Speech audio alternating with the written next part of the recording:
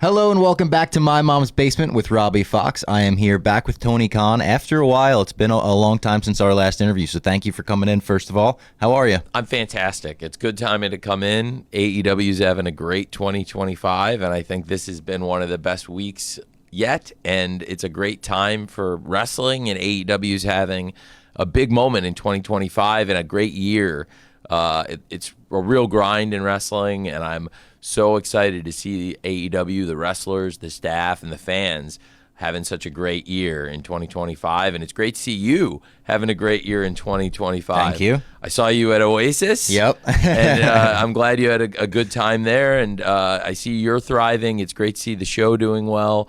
And since I'm in New York for promotion, I thought the best place to promote AEW would be here on My Mom's Basement with Bob Fox. And it's great to see you, sir. I love doing the shows with Robbie Fox, and thanks for having me on your show, man. I appreciate it. We were just talking, what a week for AEW. Dynamite ratings are amazing. Second biggest week of the year, you were saying. Yeah. How much do we contribute that to Brodito? I think Brodito is a hot tag team. I think the Young Bucks versus Brodito was an excellent match. There's so really much good, really great wrestling in AEW. I thought top to bottom the show was fantastic. And the year, really, whether it's been TV or pay-per-view, outstanding. Whether it's been Wednesday Night Dynamite on TBS and HBO Max, or Saturday Night Collision on TNT and HBO Max. The shows have been tremendous each week. I'm really excited about this weekend. We got Saturday Collision coming up just hours from now in Roanoke, Virginia. It'll be 8 p.m. Eastern, 7 p.m. Central on TNT and HBO Max. And then Wednesday Night Dynamite, 8 p.m. Eastern, 7 p.m. Central on TBS, and you can stream it on HBO Max. And on TBS, we were actually number one show on all of cable in our time slot.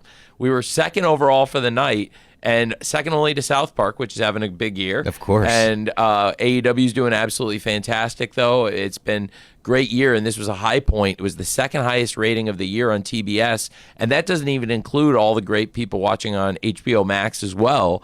So we have something really exciting happening because in Q1, January 1st, actually, of 2025, we started simulcasting AEW TV shows. We started January 1st. It was a Wednesday. And we simulcasted Wednesday Night Dynamite on TBS and HBO Max. And we've actually been able to grow the audience on TBS and bring in more people on HBO Max. It's really exciting. And the quality of the wrestling is great. That's the best thing. Yeah. The shows have been great. The fans are really loving AEW. The pay-per-views have been tremendous. We're coming off a huge pay-per-view. Just a few weeks ago was AEW All In Texas, the biggest show we've ever done in North America, continuing this streak of just huge AEW all-in events every summer.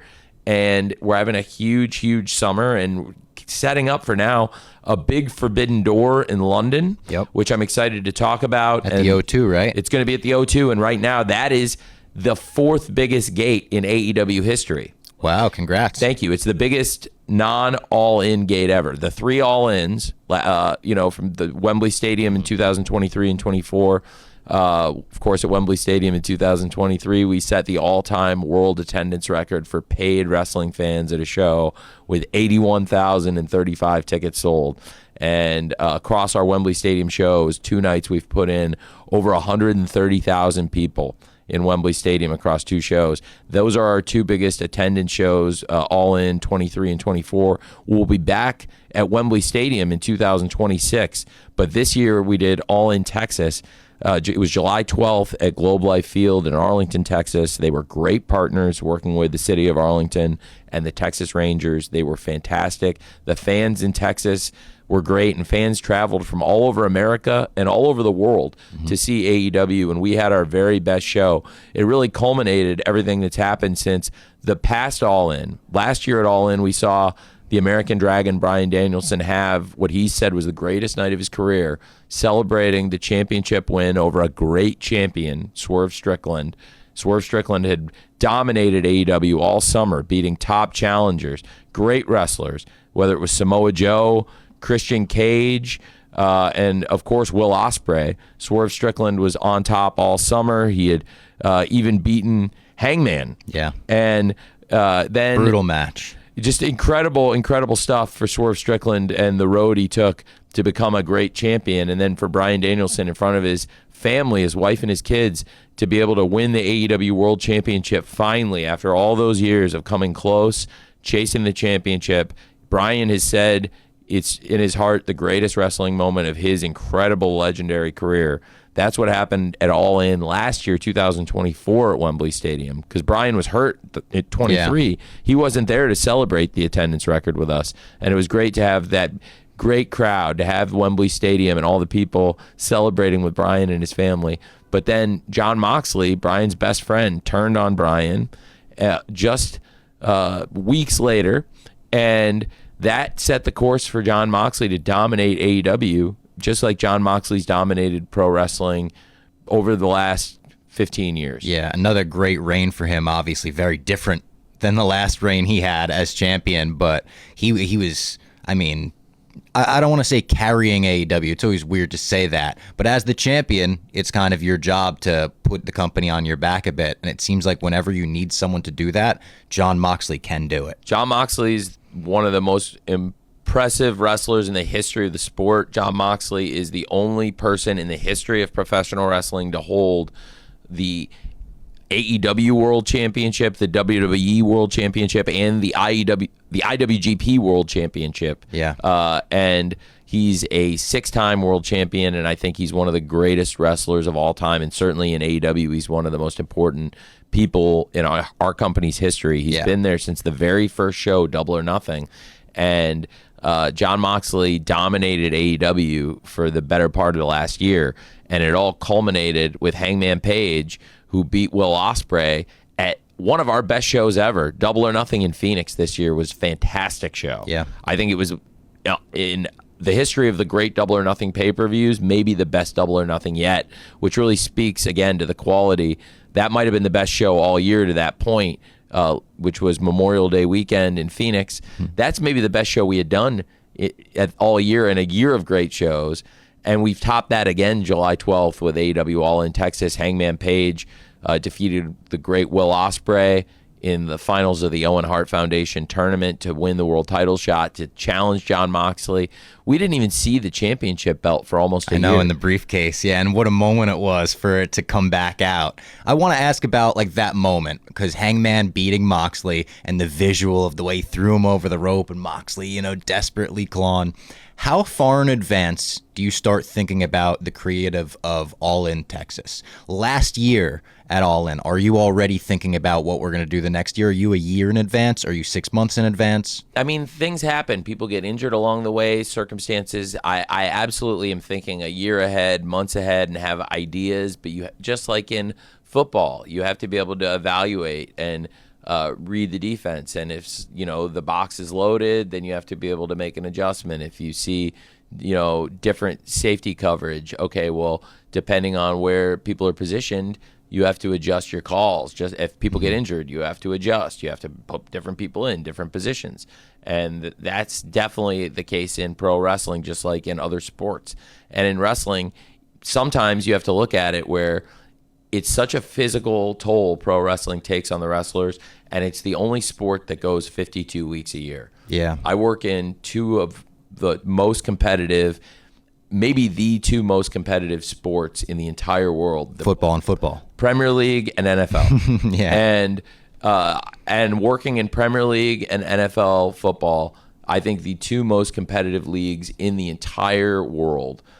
I know that those are the greatest athletes in the world, and I can say that in pro wrestling, it's the hardest schedule anyone does, because it's 52 weeks a year with no breaks. And the travel, that takes a toll. 52 weeks of travel without a break. Yeah. And we have people that go really, really hard. So you talk about Jon Moxley, somebody that dominated AEW and went to every single show and set the highest standard for pro wrestling over the past year, but he also held the championship hostage in a briefcase, and he had a vision of what he wanted. And I have to say, in the end, what Mox said at the beginning and set out to do, he accomplished. And if you really look, he said pro wrestling, he wanted to make AEW better. He did it. He said, I want this place, I want to actually see the young wrestlers step up and be great like I know this place was supposed to be built on, right? Well, guess what? It happened. They all stepped up, and it happened organically. And you saw wrestlers step up. Some of them challenged Jon Moxley along the way and fell, and early on there were casualties in Jon Moxley's reign, like Orange Cassidy and certainly Darby Allin. Made great runs at Jon Moxley. Jay White's one of the best wrestlers in the world and got injured along the way and is out, and unfortunately he's going to be out a long time. And I think Jay White's a great example of that, because he's a player you figure in to your plans, and if a star like that in any sport gets injured, you're going to have to change your plans, because guess what? He was definitely in your plans if you're in NFL, Premier League, or pro wrestling. If you have a superstar, you have them figured into your plans. So if they get injured and they're out for the rest of the year, that's going to affect your planning. And then when you have great challengers like those, like Orange Cassidy, Darby Allin, Jay White, then we had Adam Copeland, who had these great moments. One of the greatest episodes we've ever done of AEW Collision was Grand Slam Australia, which was such a fantastic show. It was great to hear the support from the fans for Adam Copeland, Rated R Superstar. Singing his theme and everything. It was cool. It was awesome. And that's one of the most watched episodes ever of AEW Collision. And Grand Slam Australia was a huge success. And, Adam Copeland made a great run at Mox. And then up to that point, I mentioned the most watched episodes of the year. The 3 most watched episodes are that challenge where they had the street fight where John ended up with a spiked bat in his back with Adam Copeland versus Mox in the street fight in Omaha in March.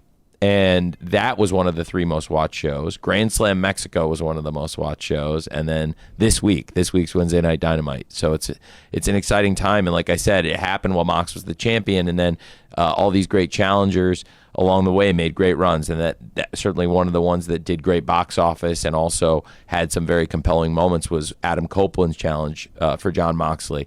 And Mox still had that belt through the briefcase. Swerve Strickland made a great run at Jon Moxley, but that's where the Young Bucks made a long-awaited return to AEW. And I have to say, even though I'm positioned as the last person who should want to say it in some ways, I would say Matt and Nick Jackson are doing some of the best wrestling I've ever seen, and in their incredible Hall of Fame legendary tag team career, I think Matt and Nick Jackson are doing some of the very best wrestling the Young Bucks they've ever done, which is a really high standard because they're already 2 of the greatest wrestlers. Well, now they could focus on the wrestling, not the EVP work, and it shows. But they were already wrestling when they came back this year since April at maybe the highest level they ever have, which is saying something because they've been involved in some of the best matches I've ever seen.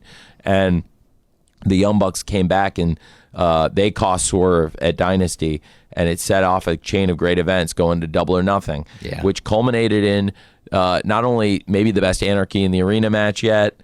I had the foresight to get the rights to Bodies. Pool, that was a moment. Thank you. That was awesome. It was one of those light bulb moments when you've got it. And I realized I'd come up with a song, and then it was just working out the deal, which they were great about. That was a great Anarchy in the dives timed with it and everything. That was awesome. And the wrestlers wrestled at the highest level. The fight was fantastic. The fans in Phoenix. The pay-per-view was hugely successful. It was maybe the best Double or Nothing yet. And that was a great Anarchy in the Arena with all the great wrestlers. And then the Owen Hart final, and the 2 guys it came down to chasing Jon Moxley, Will Ospreay and Hangman Page, 2 of the greatest wrestlers ever in AEW, and I think maybe the 2 best wrestlers in the world right now. Definitely in the mix for that conversation would be Will Ospreay and Hangman Page. Hangman Page won the tournament, and then he went on to All in Texas. He won the championship. So many great things have happened for that to happen, but Hangman Page, Jon Moxley was a fantastic match. They had a great rematch on TV, and there's a lot of great things happening. It set off a big brawl then on Dynamite this week after MJF's very controversial win against Mark Briscoe. We had a big brawl with MJF and Hangman Page to end the show. That was very exciting. It was an exciting show. Great way to start the show with Jon Moxley versus Speedball. Mox just busted into the office, said, "I want to fight," and somebody step up and fight me. Speedball Bailey's the kind of great wrestler who stepped up. He's awesome. He's awesome. He's that kind of great signing we've had. We've had so many wrestlers join in the past year. Fan favorites like Speedball Bailey, Kevin Knight. and great villains along the way. Certainly like Ricochet, Tekla, and many others that I think can do a lot of great things here in AEW. There's a lot of great things happening. Certainly, I think we're having some of the best women's wrestling in the world. We have great champions, including the world champion, Timeless Toni Storm of AEW. Of course. The great star of stage and screen, who will be also fighting at Forbidden Door, the Ring of Honor world champion, who's been dominating for years, has won, I believe, 67 straight title defenses, or 67 straight matches as Ring of Honor champion. Athena, one of the top wrestlers in the world, fighting Timeless Toni Storm in London, champion versus champion for the AEW World Championship. Also a great TBS champion will be defending her title against wrestlers from all over the world. She's winning titles all over the world. She's maybe the best of 8 belts now, I think. 8 belts. Mercedes Moné, the CEO, one of the greatest wrestlers in the world, one of the great stars. So many great things happening in AEW right now. So it's like, what a great time to come and do promotion, because AEW is coming back here. Yes, for Full Gear. We're coming back in November for Full Gear. Saturday, November 22nd, we'll be at the Prudential Center in this area, Newark, New Jersey, not far from here. And it's going to be a great show. Every year, Full Gear is great. Tickets on sale this month? Tickets go on sale August 25th, Monday, August 25th. You can get registered early for the pre-sale. They're going to go quick. The show is always a packed, great show. It's been great the last few years. This will be the third time in 4 years we've had Full Gear in this arena. Some of the biggest and best moments in AEW have happened at Full Gear. It's always an awesome show. It's consistently great. And the best thing is AEW is having a consistently great year. So you can bet Full Gear is going to be awesome, and the tickets go on sale just weeks from now. Yeah. And I know you've been talking about how you kind of took the reins back, and you're really doing a lot. And I don't want to say take the reins back, but you're doing a lot of the booking hands-on yourself. Yeah, I'm doing all the paperwork and stuff, and also less meetings before I write the outline. Just, like, instead of having a lot of meetings before I put the outline together, I'm putting the outline together. Then I'll come in and say, okay, I've already done the outline, and I'm not. I think that's good. I think it's been good for everybody, and also this year's just been fantastic. And at the beginning of the year, I really set out almost exactly like I said 5 years ago, around Christmas time, 2019.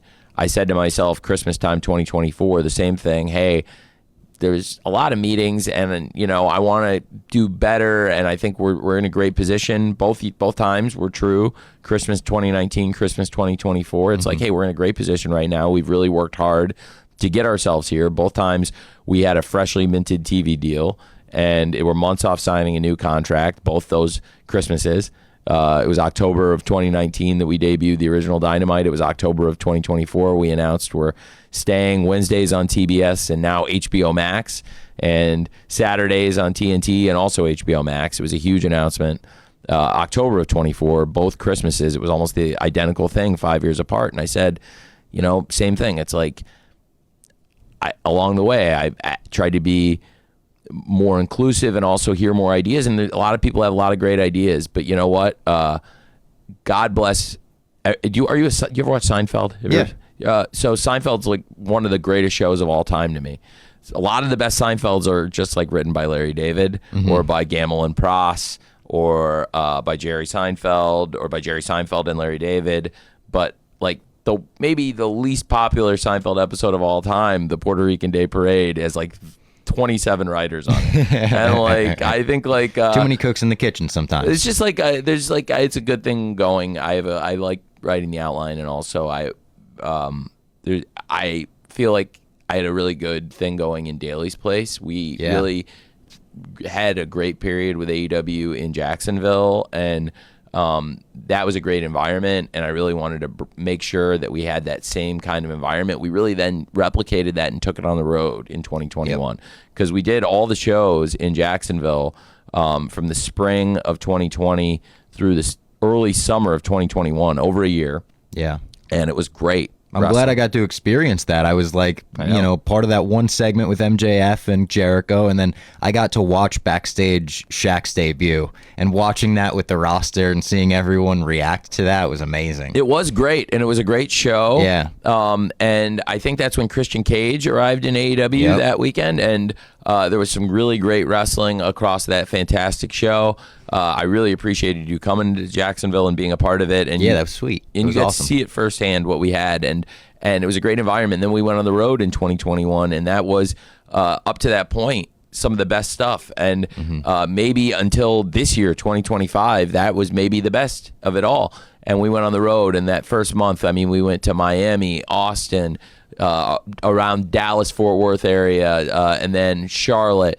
All these shows were just fantastic. And then it all built to All Out 21, which was one of the best pay-per-views we had done. Full Gear 2021 in Minnesota was one of the best pay-per-views. That year was fantastic. It ended on such a high note. Bryan Danielson versus Hangman Page, what a fantastic thing. And then we debuted. We moved Dynamite onto TBS. We had started on TNT, and now we still are on TNT with Collision every weekend. But now with Dynamite on TBS, that we debuted January 1st of 2022.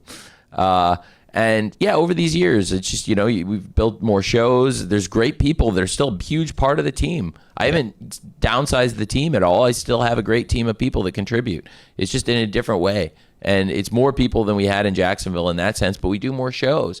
And not all of them need to go to every show. I'm the only person who needs to go to every show, and I'm the only person who has gone to every show and does. Yeah. There is Paul Turner's been to every Dynamite. Wow. Paul Turner and I are a lot of them. Yeah, Paul Turner and I are would be the 305 Dynamite Club now. Yeah. But I think I might be the only person in the 105 Collision Club.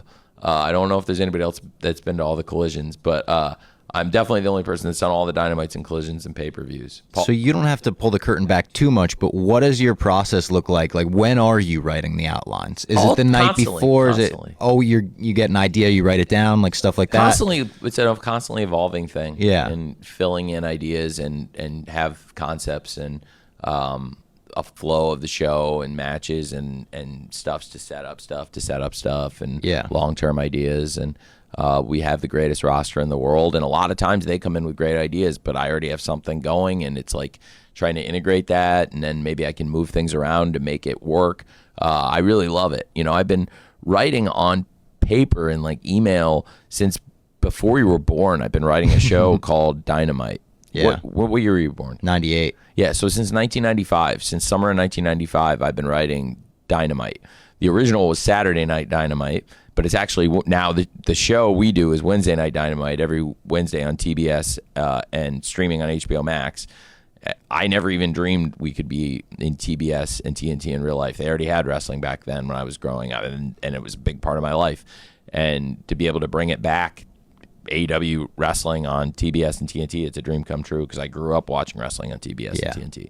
And but I wrote shows called Dynamite since 1995. So the idea of doing shows, to set up pay-per-views, to set up shows, to set up more shows and ideas, and that's something it's like in your blood. It's like your DNA.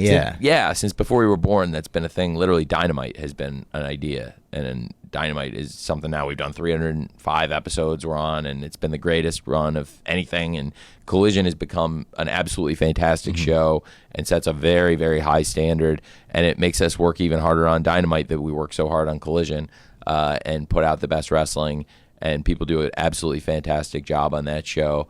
I think that if you look at Collision, the people who've wrestled the most start to finish on the show, you'd say FTR are a huge part of it. FTR from the very beginning have wrestled on that show a lot. We debuted that show. Also, some of the best wrestlers in AEW, Samoa Joe. Yep.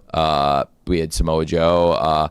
When you look back, Jay White is somebody that I really wanted to use in AEW a lot. Jay White's a huge, huge part of the roster, but he's been injured, and unfortunately, he's been injured a couple times. So that has added up where there's been a couple times where he would have been in the very top mix, but he's been out injured. He's been great World Trios champion as part of the Bang Bang Gang, a great group with Juice Robinson and the Guns.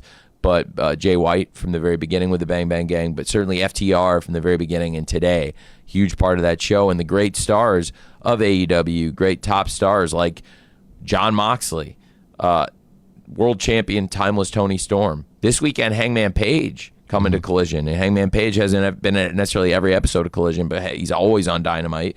Getting a Hangman this weekend on TNT on Collision. Going to be a great match.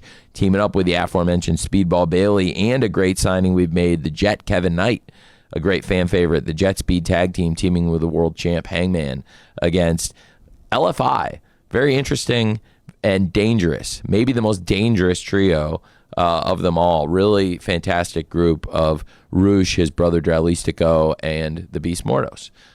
So there's going to be great wrestling on that show. Really excited about the new TNT champion, Kyle Fletcher. Yep.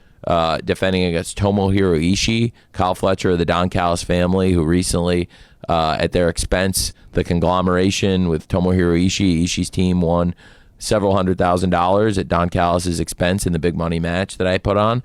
Now that I don't have to pay the Young Bucks, I can put more money into the wrestler purses, which is that huge bonus. It's a very exciting. Yeah. I was already doing these kind of big money matches to gain interest every once in a while, and then when I got the Young Bucks budget back, it's a great way to ramp up the salary match. cap has gone up, and it pays for the fans because the wrestlers go out there and wrestle so hard in these exciting matches for the money. And put more money, even more money on the line, just like in professional golf, which is great. You know, do you like golf?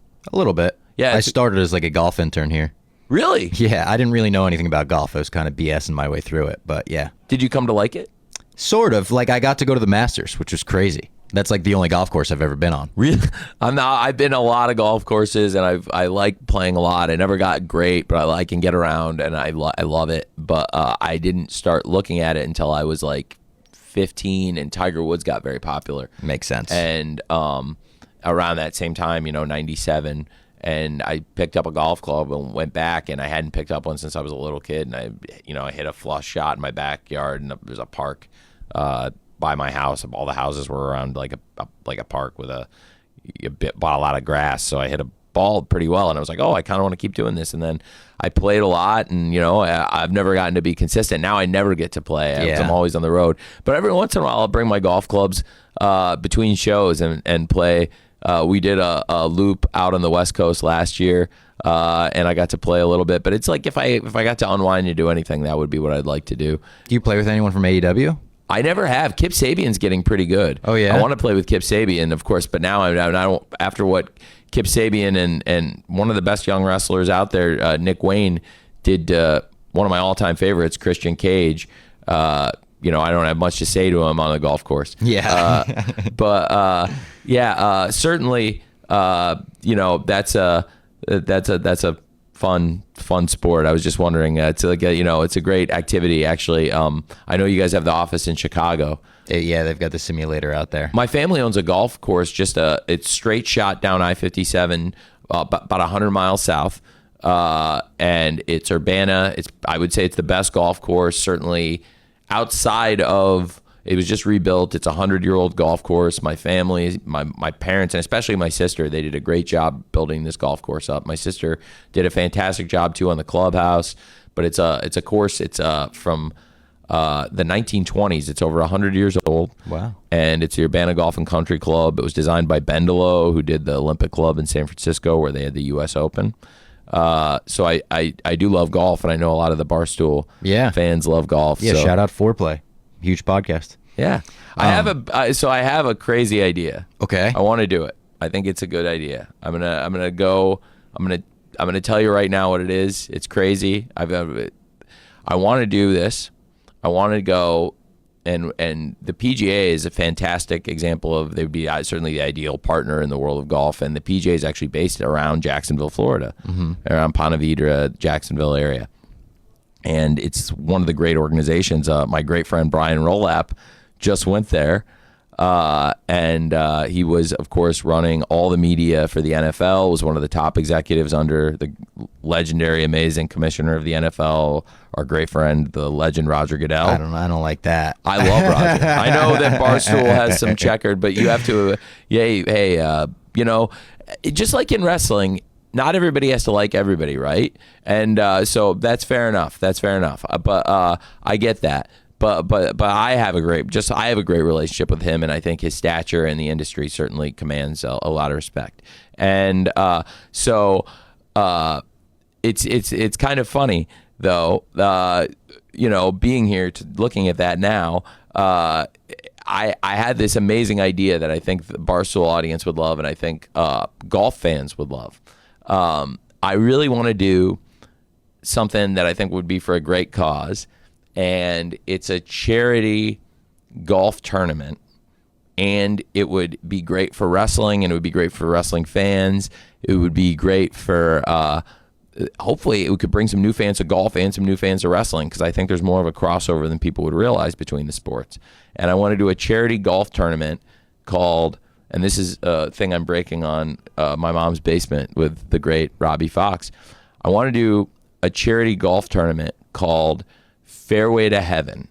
Okay. And then have wrestlers and golfers and people participate for charity at Fairway to Heaven.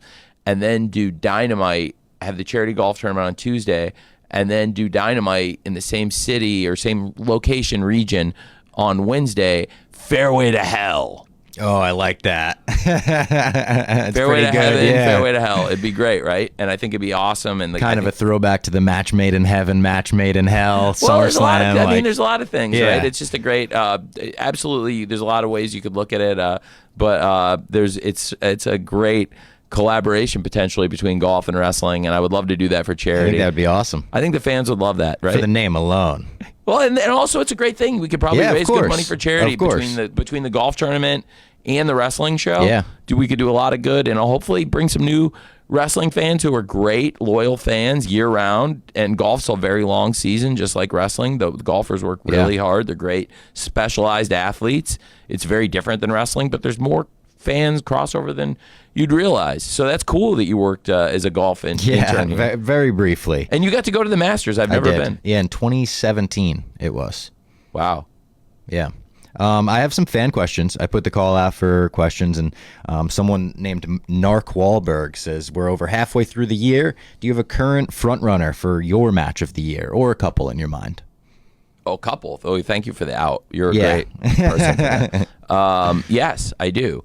I mean, that All-In main event was up there, right? I definitely think that the All-In main event, I think Jon Moxley versus Hangman Page for the AEW World Championship would be absolutely fantastic front runner. I think Jon Moxley versus Hangman Page at All In Texas. I also thought at All In Texas, what a fantastic women's world championship match. Timeless Toni Storm retaining the championship versus the TBS champion Mercedes Moné at All In Texas. One of the best matches. Also, I thought one of the best tag team matches I've ever seen was that. That's how good the show was. 3 of the best matches would be on one show, with the Young Bucks versus Swerve Strickland and Will Ospreay. That would absolutely be a front runner. There's been so many great things happening. I would say in 2025, those would certainly be 3 of my front runners. But man, I mean, what an incredible year it's been. One of the best 3-way matches I've seen was Kenny Omega on pay-per-view defending the international title versus Ricochet and Speedball Bailey in a 3-way. That match was outstanding. And saw some things I've never seen there before. That was great. There's been so many great matches, and there's so much to look forward to. I mean, we always have a great way to close the year with a Continental Classic coming out of Full Gear, going into World's End. It's going to be very hot competition, though, for some of those matches. Absolutely. Those would be among my very favorites, I think, in AEW this year. But, Revolution was an outstanding show. I mean, there was so many great matches on that. Really, top to bottom, it's been a great, great year, 2025. So the competition for that would be fierce. But that's how good All In Texas was. I also think that Hangman Page versus Will Ospreay. I was going to say for the finals, yeah. Yeah, for the Owen Hart Foundation final, that would be one of the best. That's definitely up there. Yeah, that was a great, great match, too. And I think that would be in the mix. That was a great night. The Anarchy in the Arena the night was an absolutely outstanding match. There's been a lot of really great ones. You could name a number of matches, I think, that would be potentially in contention for the best of the year. Yeah. The coach's desk, this is a big one. wants to know, what is the best decision you've made since starting AEW, and what's your biggest regret on the flip side? That's a great question. Well, I think the best decision since starting AEW was sticking with our great partners at Warner Brothers Discovery. We've got a great thing, and we were able to build it and grow it. You know, I want to continue, and we are continuing. We've got TBS every Wednesday and TNT every Saturday for TNT Collision and Wednesday Night Dynamite on TBS. But this year we really expanded it and have been able to reach a new audience. A lot of fans, and particularly skewing younger with like a younger audience, are primarily watching streaming, and HBO Max is one of the best streamers, and we didn't have that until this year. Yeah. So that's huge, and I think that's been absolutely fantastic. That partnership with Warner Brothers Discovery has been a lifeblood of AEW, and they're so involved in AEW. The idea of Collision, I mean, not down to the name, but the idea of 2 hours, primetime, Saturday night, 8 p.m. to 10 p.m. Eastern, 7 p.m. to 9 p.m. Central, every Saturday night on TNT, and being a new show with not a lot of time to ramp it up, but knowing that it was going to be quality because he really trusted AEW. That was David Zaslav's idea. And wow. The great team at Warner Brothers Discovery, David Zaslav, Bruce Campbell, and now Gunnar, who's going to be running Discovery Networks, TBS, TNT, and has been the great CFO of the new Warner Brothers Discovery, which is having a fantastic year. The studio is absolutely red hot. The hottest studio in Hollywood is Warner Brothers. And Mr. Zaslav really backed AEW. Gunnar, Bruce, everybody there has been really, really supportive. Mm-hmm. So I think that partnership and then expanding it from Wednesdays on TBS, Saturdays on TNT, and continuing that, but also adding HBO Max, that's really been great. And I think from going with them from the very beginning and working really hard to be a consistent show, and in an era where there's been a lot of change at all the media companies, being really a consistent performer from the very beginning of AEW, where we've been one of the very top shows on cable, to this week, where we were one of the top shows on cable, continuing it for over 305 weeks now, and working very hard for the great people at Warner Brothers Discovery, and eventually when it's Warner Brothers and Discovery. Yeah, and then your biggest regret.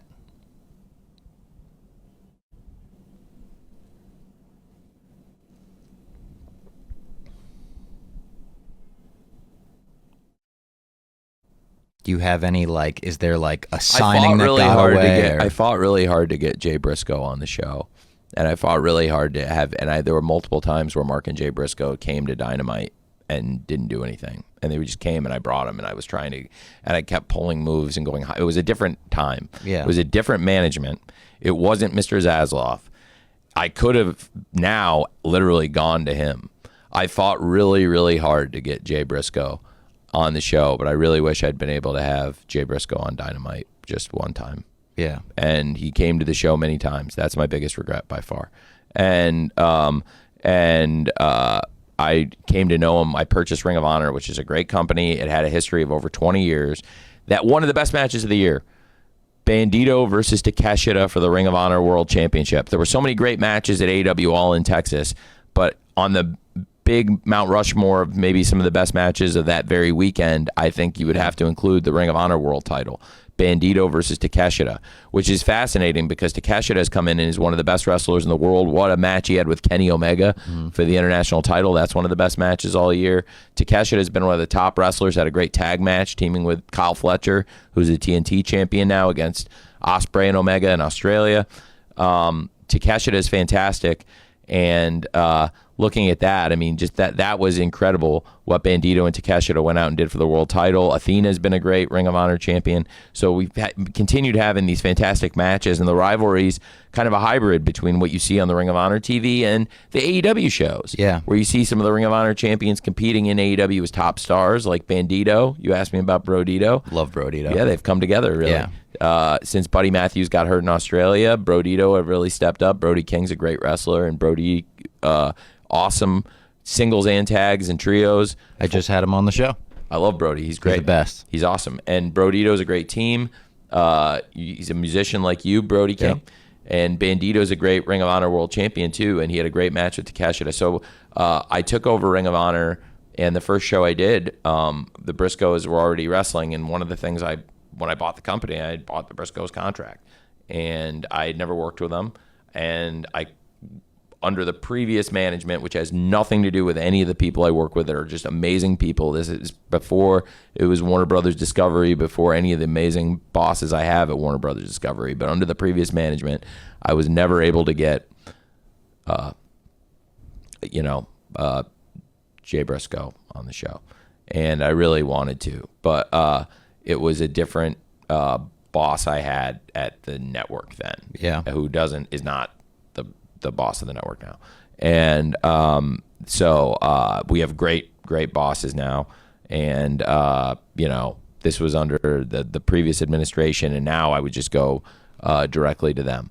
But, Jay Briscoe is one of the best wrestlers I ever worked with. His brother, Mark Briscoe, also one of the best. To this week, I mean, the rivalry between MJF and Mark Briscoe is really brewing, and I could talk about that. I could talk about how great Mark Briscoe has been as a singles wrestler in AEW. I think certainly Jay Briscoe, though, was one of the very best wrestlers I ever worked with. I wish I'd gotten to do a lot more with him, and that's one of my biggest regrets. And also, there was nothing I could do about this, but I didn't get to work with Brody Lee as much as I would have liked.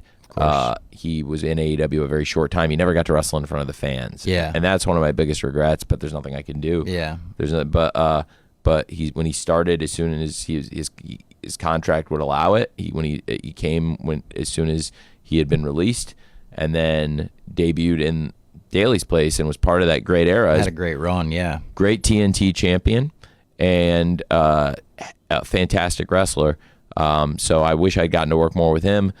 Jay Briscoe, I really tried to get the Briscoes on the show, and I fought as hard as I literally could have, where I pushed it as far as I could at that point to the top of the previous administration before this group of network bosses, because it's a totally different group that David's put in since he took over. That was before he'd come in and made a lot of changes and conceived what became Collision and all the stuff we did. But certainly the late great Jay Briscoe is one of the best ever, and I tried my best, but I do wish I'd been able to get upstairs, and because that's one maybe that, even though I also wish I could have worked with Brody Lee more, but just nothing you can do. Yeah, rest in peace, both of them. Both obviously, of those two of the great champions, the great TNT champion, Mr. Brody Lee, and one of the great ROH champions. Jay Briscoe, great ROH champion. ROH the tag ROH champ. Hall of Fame, actually. I inherited that ROH Hall of Fame, and I think it's a fantastic group. I've never done anything with it, to be honest with you. Hall of Fames, I'm still always looking ahead, but it's a great thing to think about. And they picked a great four for the ROH Hall of Fame, which was Bryan Danielson, CM Punk, Samoa Joe, and the Briscoes, and I think that's a great four for that. Absolutely. I've got some rapid fire questions for you. I've been asking a lot of wrestlers rapid fire questions, and I tried to change this around where it's not necessarily what's like the most painful finisher you've ever taken, but more creative. The spike pile driver. Yes. I know it had TK to be that driver. one. Yeah. Definitely the TK driver. So best creative mind you think you've found in a wrestler?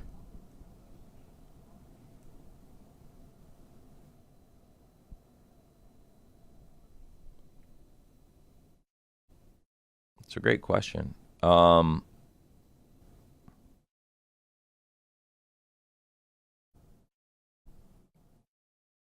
lot of names coming to mind. Yeah, I would say, well, you've worked with so many people that have so much experience, right? Because that's such a tough question. I work with so many people that have so much vast experience. Like, how can you compare the mind of all these different generations of people, whether it's like young wrestlers like Will Ospreay and MJF, and then you have, Hangman, but also,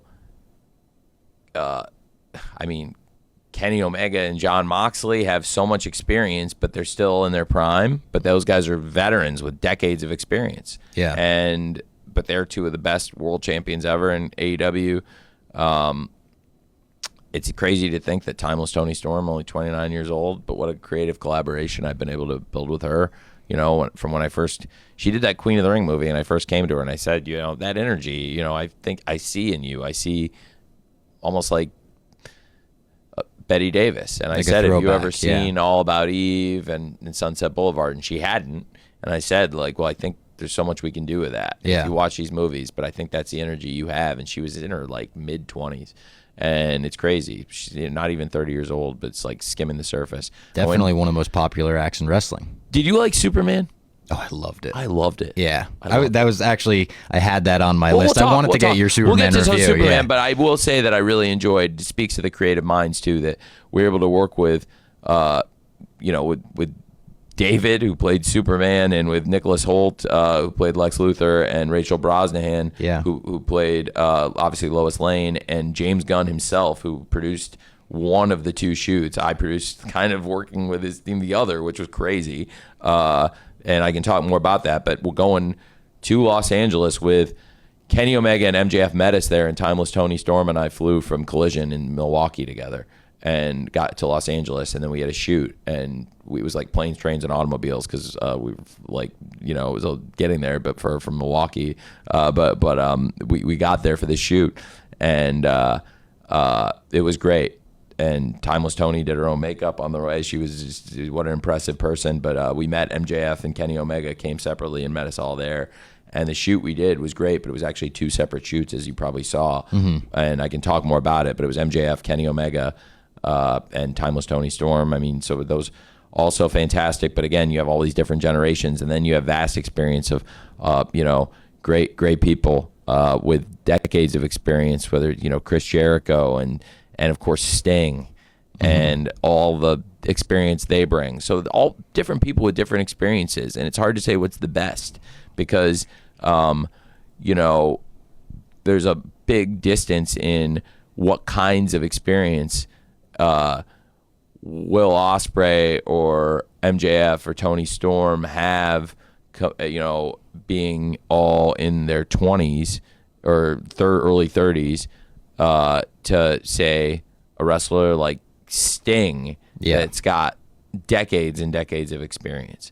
So I've been around so many people. It's really, really hard to say that, and I think they're different. So I don't think it's like sports where you can put a stat on it and say who the best is when you ask who the best mind is, because that's not like points per game or wins above replacement or like an advanced metric of any kind. What about the funniest wrestler backstage? Who makes you laugh the most backstage? That's a great question.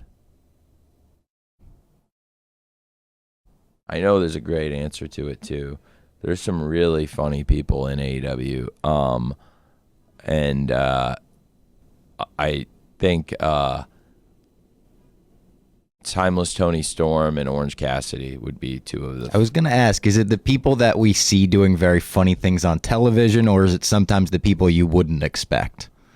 It's definitely sometimes the people you wouldn't expect. Like, I think, MJF is hilarious, as people saw in Happy Gilmore too. He's got an incredible sense of humor and comic timing, but there's other people that have a totally different wit, like... Jon Moxley is one of the funniest people I've ever met in my life. Jon Moxley wrote one of the greatest books Very ever. Funny book, yeah. One of the best books great I've ever. Book overall, yeah. It's also the audio book's great where John narrates He does it himself, It's great. He's got a whole chapter in that book about just like the way he likes his sandwiches. It's just like, here's how you should construct a perfect sandwich. And he's it's expert the on most Jon Moxley thing, but it's very deathmatch funny. wrestling and sandwiches. Yeah, it's like he's literally sandwiching that chapter with, crazy stories from the indies and then crazy stories from his professional career, and it's awesome. Yeah, man. Very highly recommended. Absolutely. Who's your favorite technical wrestler to watch? And this could be throughout history. This could, just your personal favorite as a fan. Bryan Danielson. Yeah. Bryan Danielson, there's some great ones. Zack Sabre Jr., Bret the Hitman Hart, There's a lot of great names for that would be in contention for that. For technical wrestling, there's some great I love tag team technical wrestling personally. I think FTR, great technicians, tag team wrestling. I grew up on Midnight Express and Rock and Roll Express and some great tag teams. Did you have like a team that was like your team growing up? The Midnight Express. Midnight Express, yeah. Absolutely. And FTR, same way. All three of us like bond on that. We're all Midnight Express guys. I was a Hollywood's Blondes guy. Oh, really? Big Hollywood Blondes guy. Yeah. Love the Blondes. I have the doing the crank, doing the this thing. Big fan of the Blondes. And then your favorite current wrestler that's not on your roster.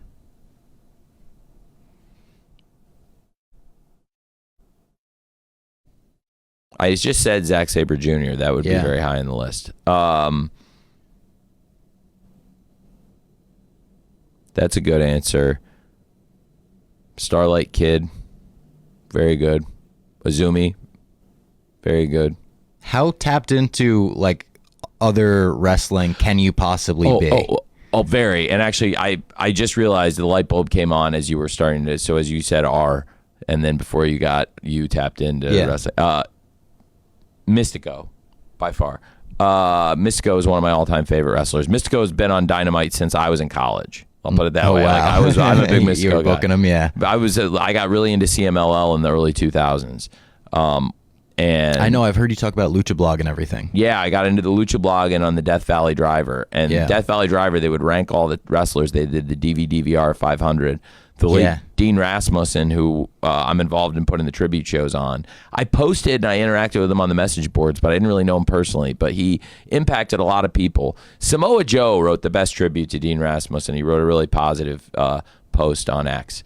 And there were a lot of people like Samoa Joe and Bryan Danielson that read that. And it was a lot of Japanese wrestling and Lucha Libre. But every year, the top two wrestlers in some order would be Bryan Danielson and Blue Panther. And it kind of linked them together on the internet. Yeah. And now they're very linked together to the point where Bryan Danielson returned to AEW. Comes out in the Blue Panther mask. In that aforementioned classic Hangman Page, John Moxley match. Not to spoil everything if you haven't seen it, but it is the culmination, Bryan Danielson's return. If they've made it this far in the interview, they've had to have seen it. I think hopefully our fans have seen it. A lot of people watched it. It was a very big, successful thing. Our pay-per-views. Of course, we had a big successful year. Part of it, I haven't talked much about this, is a great thing's been debuting the pay-per-views on Amazon Prime. Yeah. It's been great. Amazon Prime's a great partner. They did All In Texas, was the biggest one yet. We debuted with Revolution. Makes it easy. Dynasty, Double or Nothing. The shows have been great. Forbidden Door will be available on Amazon Prime coming up in a few weeks. I believe it's August 24th, Sunday, August 24th, in the afternoon here in America. It'll be an afternoon show because it's on in the evening in the UK. I like afternoon shows. Yeah, it's been. I really enjoy them. It went really well with All in Texas. The afternoon start. It ended up being very nice. But so Lucha Libre, there's a lot of the stars that are great in CMLL that are not on my roster, but I love working with, like Mystico, Máscara Dorada, Neon, Teton, Templario, Persephone, La Catalina. They have some really, really great wrestlers. Blue Panther, what a great luminary, though. I love having him. And Bryan Danielson came back wearing his mask, fittingly enough. Yeah, and he came back doing the motion, not the but doing the motion. There was a lot of talk about that. He was doing the motion, baby. I do want to get your take on Superman now, because I saw it a couple times in theaters. I loved it, and I remember your tweet. You were like, "I've been on the road, going here, there, the next place, but I'm going to the midnight showing of Superman." I did. And what were your thoughts? I went and I sat in the back of the theater by myself. I was on such a euphoric ride. It had been 4 straight days of shows. We had a great week with Dynamite, Collision, Ring of Honor Supercard, which was fantastic, and then All in Texas, and it all went together so great. I went to the Midnight Superman there in Arlington, Texas, and it was great. I loved it. I thought James Gunn did a fantastic job. I thought one of the best Superman movies, if not maybe along with Superman 2, it's one of my 2 favorites. So you go Superman 2 over Superman 1? The original the Superman Reeve, 2. Yeah, this would be. I like this better than the original Superman. I like Superman 2 better. It's close for me. I think this might be my favorite Superman movie. I love Superman 2. I love the original Superman, but I think I had Superman 2 even ahead of that. So my two favorites would be the original Superman 2 from the 1980s with Christopher Reeve and Gene Hackman. Yep. And Zod, which I loved as a kid. I was going to say, what made you put 2 over 1? Was it Zod? Or just that 2 had and more I like action? how you get, well, because you still get Lex Luthor and you get Yeah. Zod, and I like the dynamic with Lex Luthor and Zod, and where Lex Luthor just wants Australia. Yeah. And that's and also, he'll take. as a kid, I guess, you get a little less romance in 2 than 1. The dynamic between Lex and Zod is like a lighter dynamic than like in Dark Knight Rises between Bane and Daggett, where like he's like at the mercy of the muscle guy, but he's like trying to call the shots. Yeah. But like there's only so much you can do because this guy can overpower you. But like Gene Hackman's so great as Lex Luthor. I think Zod is great. Superman 2, I like it a lot. I just don't like that he gives up the powers. When he goes to the fortress and he gives up the powers for Lois, I was like, why does he have to give up the powers? You know why? Why? Okay, we weren't there, neither of us, because I was too young to see Superman 2 in the theater too. I watched it on cable as a kid. Mm-hmm. In the theater, from people that were there, when he gets the powers back, when he does the hand crunch, it was apparently the biggest pop It in probably cinematic was, history. right? Yeah. Yeah. Apparently, first of all, the movie was very successful, and apparently in the theater, when he crunched the hand, it was like the biggest pop It was an ever. all-in Texas pop. Yeah, can you imagine? Like, because like he gave it up, so Yeah, he was true. building to the pop, just like why the belt Yeah. with John forced everybody to step up and put the sort of belt in like the briefcase. It was what a classic superhero trope of losing the powers in the second movie, or losing the shield, or losing the hammer, or whatever. It kind of started that, so credit to it. Don't get me wrong, I love Superman too. It was the heat, but I do think Superman 2 I love, but this Superman is one of my 2 favorites, and I want to talk about what a great job I thought James Gunn is so fantastic with Guardians of the Galaxy. James Gunn built such a great franchise there, and now Superman, I'm really excited because I think, like I said, Warner Brothers is the hottest studio, and now I'm really excited for what James Gunn's going to do for DC.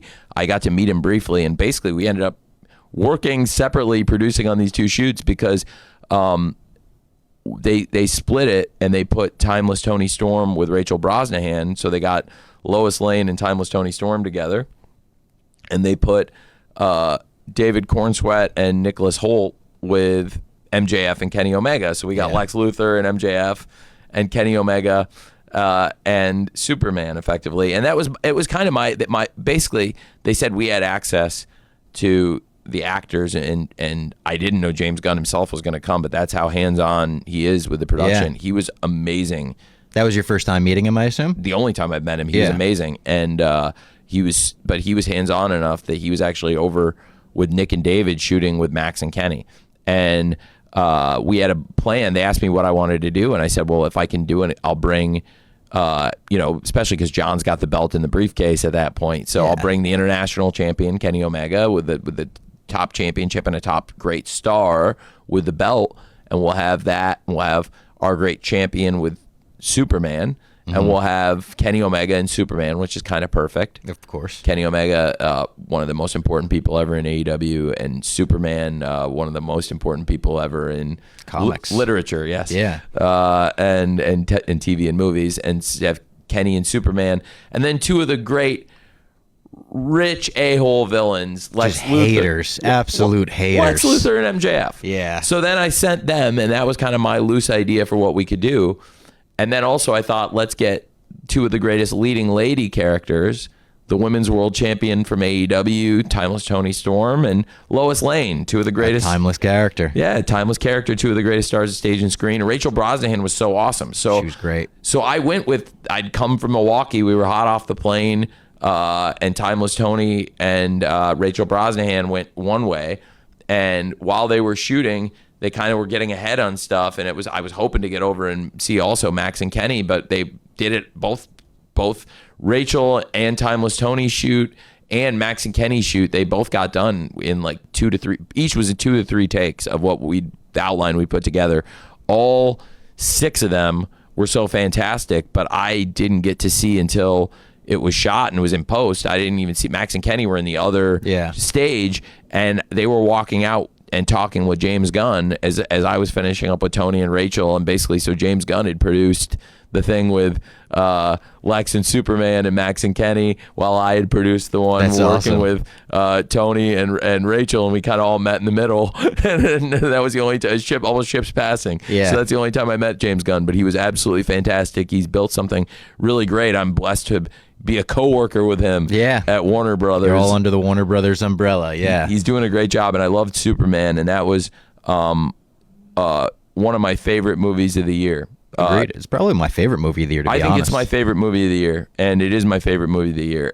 Just seemed like everything Superman should be. Saving people, not trying to fight, but trying to save. The hopefulness of the whole story, like everything about him saving a squirrel is like, yeah, that's exactly who Superman is in my mind. I agree with that. That was my favorite movie of the year, Superman. I think if I had to do a top 3 in any order, Superman, Mission Impossible: Final Reckoning. Yep. I think David Ellison and they've took what a great franchise Mission Impossible has been from the very beginning, from Brian De Palma's first Mission Impossible film in 1996 up until the Final Reckoning. I love Dead Reckoning. Yeah. And Fallout's incredible. When Dead Reckoning came out, I told David Ellison that was my favorite movie I've seen in the theater in years. I really loved it. And Final Reckoning was absolutely fantastic. I saw it in the IMAX in Phoenix when I was there for Double or Nothing. That was great. Pay-per-view weekends, go see the big movie in the big screen. Double or Nothing in Glendale, Arizona. Around then, I saw Final Reckoning. That was great. And that's a great franchise, and it's only gotten better, I thought.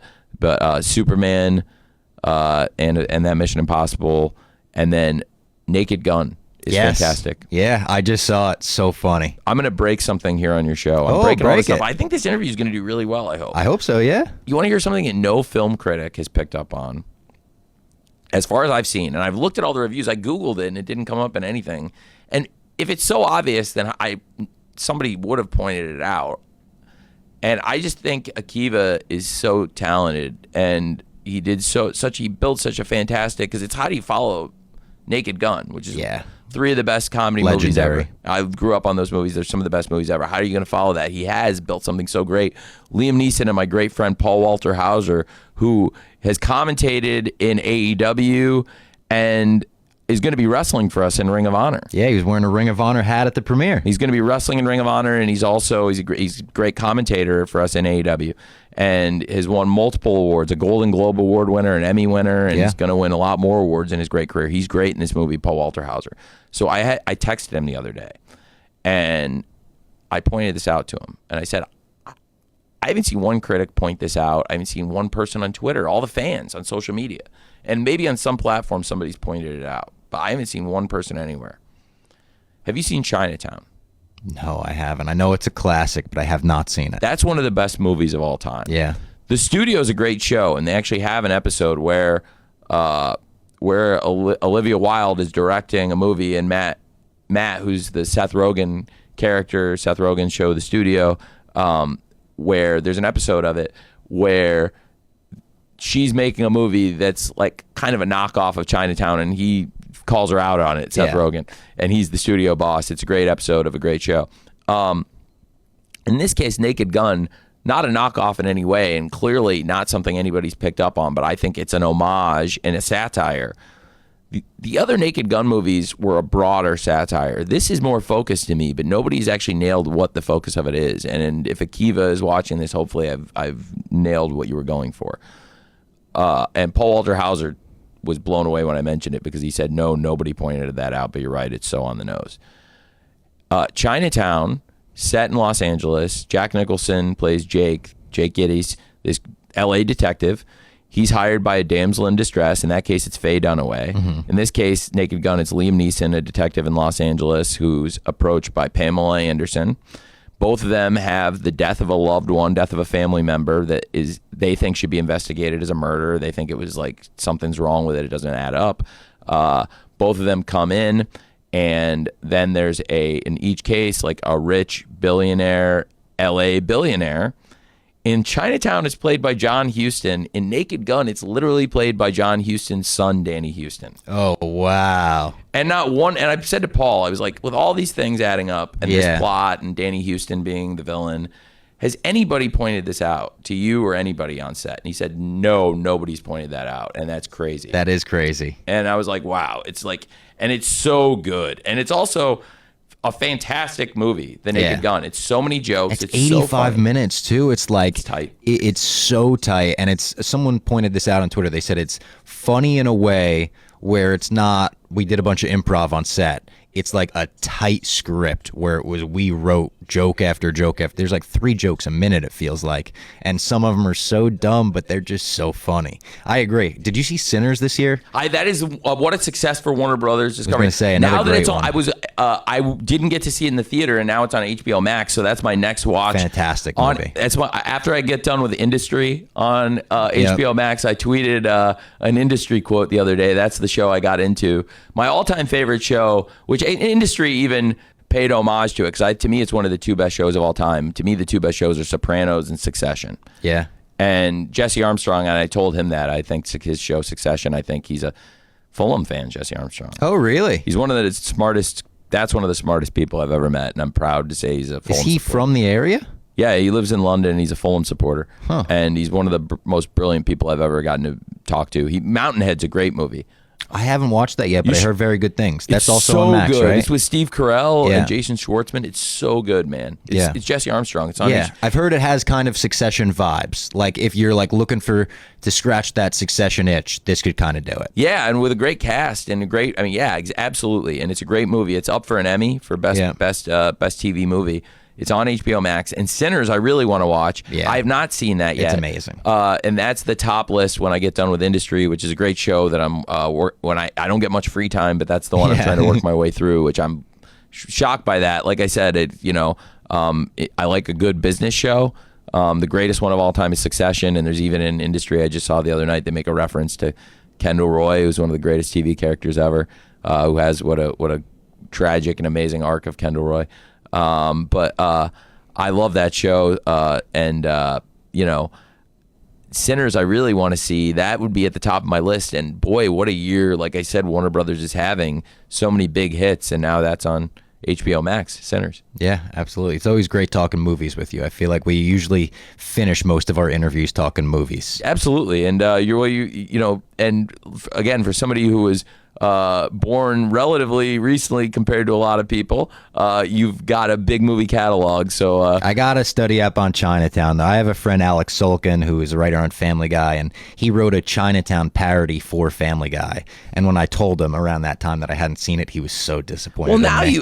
by now I would have hoped you would have seen it. Now I hopefully know. enough people are piling on you. Yeah. I'll go back. I'll hit Chinatown for Oh, sure. it's good. I'm joining him in the Chinatown pile. Yeah. Obviously, Forbidden Door coming up. We've got tickets on sale for Full Gear this month. Newark in November 22nd, you said? Yes, and it's coming up the pay-per-view Saturday, November 22nd, and also the tickets go on sale just weeks from now, Monday, August 25th. It's actually the day after Forbidden Door. Forbidden Door that weekend, so it's a great way. It'll remind you. Forbidden Door will remind you that tickets are on sale, and like you said, you got to purchase them up because Newark will always sell out. That's absolutely right, but I'll hold some media passes for you and the staff here, all the great Barstool people and all the great people who had me here today around your office here in New York. Absolutely. Tony, thank you for coming in. We got to make sure it's not as long before the next one. Oh, this is great. I want to get in more often. I'll try to, you know what? Hopefully I'll see you around Full Gear. Perfect, or yeah. If your band's not on tour, I know you're a very successful band Punk now. does have a tour coming Pop up. Punk is a big band, and Robbie's doing great with Pop Punk. So he may not be around, but if you're here, I'll come see you. Thank you. Hey, thanks for having me. Absolutely.